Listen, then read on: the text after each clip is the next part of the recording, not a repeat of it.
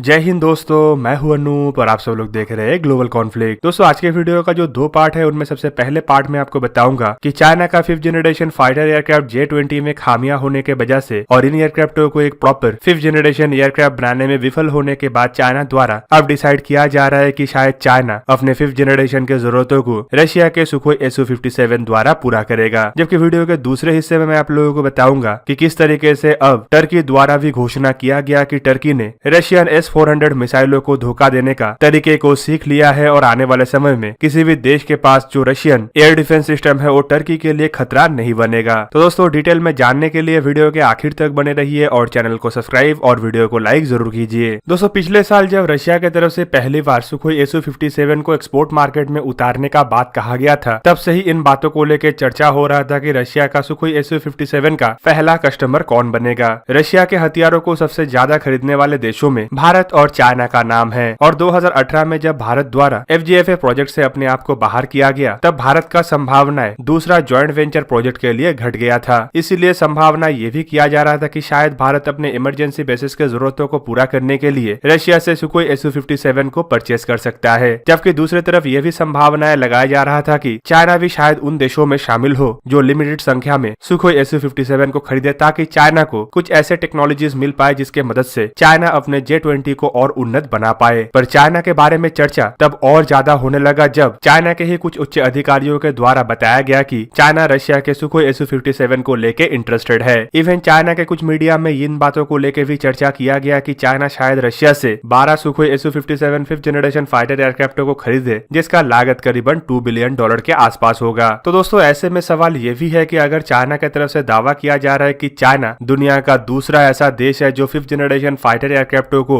बनाने में सफलता हासिल किया, तो क्यों चाइना की तरफ से फिर से रशिया के फाइटर एयरक्राफ्टों को परचेस करने की तरफ आगे बढ़ा जाएगा। तो दोस्तों इस सवाल का जवाब भी लगभग उसी तरीके का है जैसा चाइना द्वारा अपने J-11 और J-15 एयरक्राफ्टों को लेके किया गया था। उस दरमियान भी चाइना का यही कहना था कि J-11 और J-15 सुखोई 30 सीरीज के एयरक्राफ्टों से बेहतर है, पर फिर भी चाइना को अपने जरूरतों को पूरा करने के लिए और अमेरिकी एयरक्राफ्टों को काउंटर करने के लिए रशिया से सुखोई Su-35 खरीदना पड़ा। और फिर से जब सुखोई Su-57 को लेके चाइना के अंदर चर्चा हो रहा है तो अब ये भी सच लगने लगा कि वेस्टर्न मीडिया में J-20 के फेलियरों को लेके जो बातें कहा जाता है शायद वो 100% सच हो। दोस्तों पिछले कुछ महीनों से ही अमेरिकी मीडिया में कहा जा रहा था कि चाइना की तरफ से बनाया हुआ J-20 असल में कोई stealth 5th generation fighter aircraft नहीं, बल्कि इसमें तो स्टेल्थ के बेसिक फीचर भी नहीं है और एयरक्राफ्टों में इस्तेमाल होने वाले इंजन, एयरक्राफ्टों के बेसिक डिजाइन और एयरक्राफ्टों के कंपोनेंट इसे किसी भी तरीके से एक 5th जनरेशन के ट्रू स्टेल्थ एयरक्राफ्ट नहीं बनाता है। इवन इंडिया के पूर्व air chief marshal RKS Bhadauria द्वारा भी कुछ सवाल उठाते हुए कहा गया था कि चाइना के इन एयरक्राफ्टों को किस बेस पे एक स्टेल्थ एयरक्राफ्ट कहा जा सकता है, जबकि इन एयरक्राफ्टों में 4th जनरेशन के जैसे कैनर्ड्स का इस्तेमाल किया गया है जो असल में एयरक्राफ्टों के स्टेल्थ को घटा देता है और विजिबिलिटी को बढ़ा देता है। इसके अलावा अब रशियन मीडिया में भी चाइना के सुखोई Su-57 को खरीदने के बात को लेकर चर्चा किया जा रहा है। रशियन मीडिया के मुताबिक भी सुखोई Su-57 खरीदने के पीछे चाइना के J-20 ही सबसे बड़ा कारण है। उनके तरफ से हाल ही में कुछ बातों में बताया गया कि जो चाइनीज J-20 है वो सुखोई Su-57 से काफी अलग है और इसी वजह से चाइनीज और रशियन एयरक्राफ्ट मैन्युफैक्चररों के लिए दोनों एयरक्राफ्टों का इंटरसेक्शन आने वाले समय में एक महत्वपूर्ण प्रोसेस बन सकता है। पर दोस्तों यहाँ पे मेरा मानना यह है कि चाइना रशिया से सुखोई Su-57 के कुछ एयरक्राफ्टों को खरीद के फिर से अपने पुराने टैक्टिक्स को अपनाएगा जिसके द्वारा चाइना बीते कई दशकों से अपने फाइटर एयरक्राफ्टों का डेवलपमेंट कर रहा है और ये टैक्टिक्स है दूसरों के इक्विपमेंटों को चोरी करना, कॉपी करना और रिवर्स इंजीनियरिंग करना। चाइना को अपने J-20 में इतना ज्यादा सफलता नहीं मिला। इवन J-20 के इंजन को डेवलप करने का भी क्षमता चाइना के पास नहीं है, जबकि एयरक्राफ्टों में स्टेल्थ फीचर्स को बरकरार रखते हुए कैसे मेन गन को लगाया जाए उसका भी टेक्नोलॉजी चाइना के पास नहीं है।